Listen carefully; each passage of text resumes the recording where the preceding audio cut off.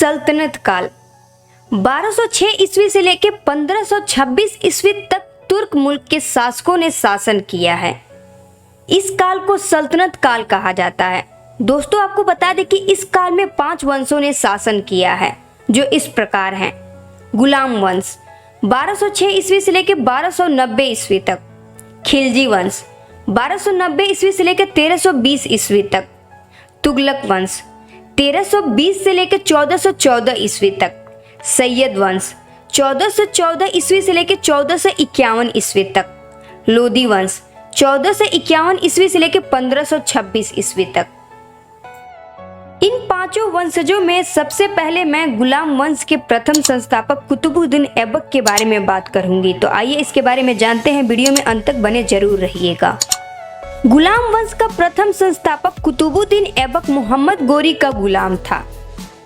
यह एक तुर्क जनजाति का व्यक्ति था। ऐबक का तुर्की शब्द होता है चंद्रमा का देवता। इसका जन्म तुर्किस्तान में हुआ था। बचपन से ही यह अपने परिवार से बिछड़ गया था, जिसके बाद इसे एक व्यापारी द्वारा निशापुर के बाजार में ले जाया गया। वहां काजी फखरुद्दीन अजीज कुकी, जो इमाम अबू हनीफ के वंशज थे, उसने इसे खरीद लिया। उस समय दासों को हमेशा के लिए खरीदने और बेचने की प्रथा थी।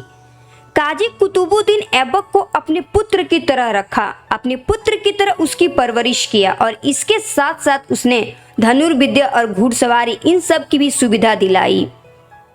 कुतुबुद्दीन ऐबक में एक खास बात थी, वो बचपन से ही बहुत सुरीले स्वर में कुरान पढ़ता था, इसलिए उसको कुरान खां के नाम से भी जाना जाता है। लेकिन कुछ समय बाद काजी की मृत्यु हो गई, जिसके बाद से काजी के पुत्रों ने इसे एक व्यापारी के हाथों बेच दिया।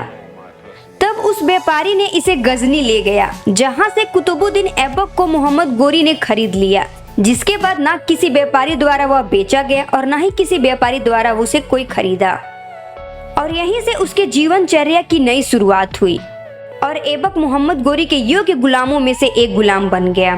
कुतुबुद्दीन ऐबक द्वारा आक्रमण और दमन 1152 ईस्वी में गौरी के प्रतिनिधि रूप में उसके न रहने में अजमेर और मेरठ के विद्रोह का दमन किया और रणथंभौर के किले को जीता।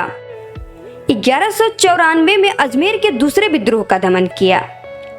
1197 से 1198 के बीच कन्नौज के शासक जयचंद्र को चंदावर के युद्ध में मार डाला और बदायूं पर अपना कब्जा कर लिया।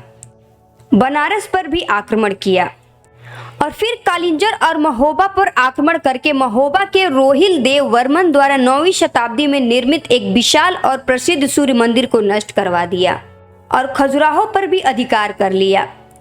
गौरी के विजय में तो इसका सहयोग रहा ही, परंतु गौरी के न रहने पे भी इसके विजयी प्रदेशों की रक्षा करना और हिंदू शासकों के विरोध का दमन करके साम्राज्य का विस्तार करना उसकी सबसे बड़ी उपलब्धि मानी जाती है।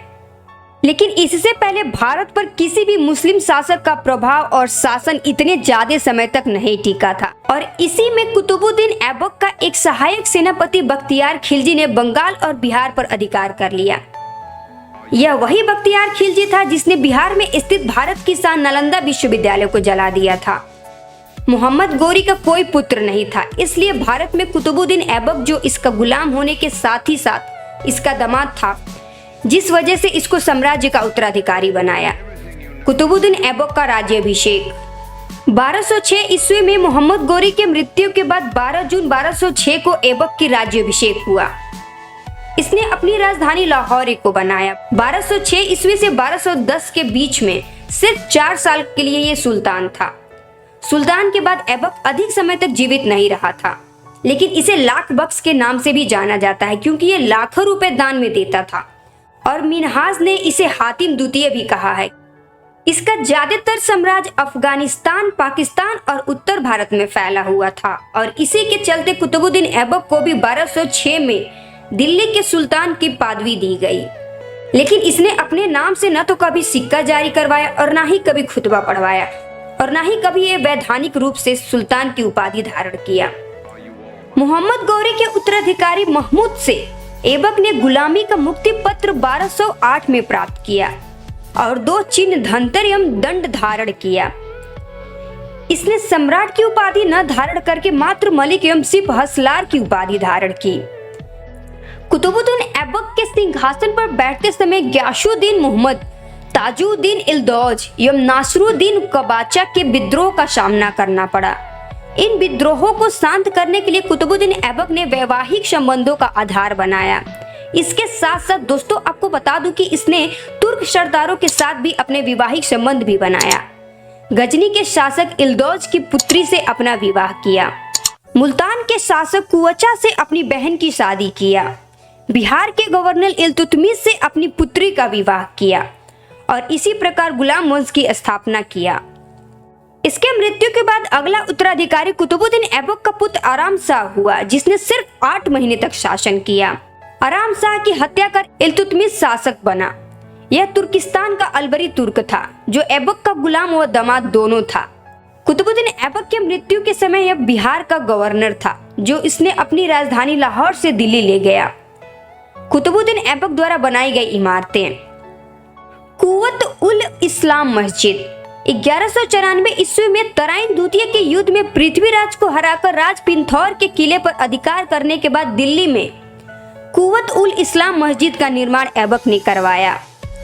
कुतुब मीनार दिल्ली के मेहरौली गांव में 1206 ईस्वी में इसका निर्माण आरंभ हुआ। अपने गुरु के याद में बख्तियार काकी के याद में इसने कुतुब मीनार का नींव रखी। कुतुबुद्दीन ऐबक इसे 4 मंजिला बनवाना चाहता था, परंतु पहली मंजिल के निर्माण के बाद ही उसकी मृत्यु हो गई, जिसके बाद इल्तुतमिश ने कुतुब मीनार का निर्माण पूरा करवाया। इल्तुतमिश ने इसे 225 फीट ऊंचा और 4 मंजिले का बनवा दिया, जो फिरोज शाह के समय में बिजली गिरने से इसकी चौथी मंजिल नष्ट हो गई। जिसके बाद फिरोज ने इसमें 2 छोटी छोटे मंजिलें बनवा दी, जिससे इसमें 5 मंजिलें हो गईं और ऊंचाई इसकी 9 फीट ऊंची भी हो गई। 2.5 दिन का झोपड़ा, इसका निर्माण अजमेर में संस्कृत विद्यालय को तुड़वाकर बनवाया गया था। कुतुबुद्दीन ऐबक की मृत्यु। अपने शासन के 4 वर्ष बाद 1210 ईस्वी में लाहौर में पोलो खेल खेलते समय घोड़े से गिरने के कारण कुतुबुद्दीन ऐबक की मृत्यु हो गई। इसका मकबरा लाहौर में है।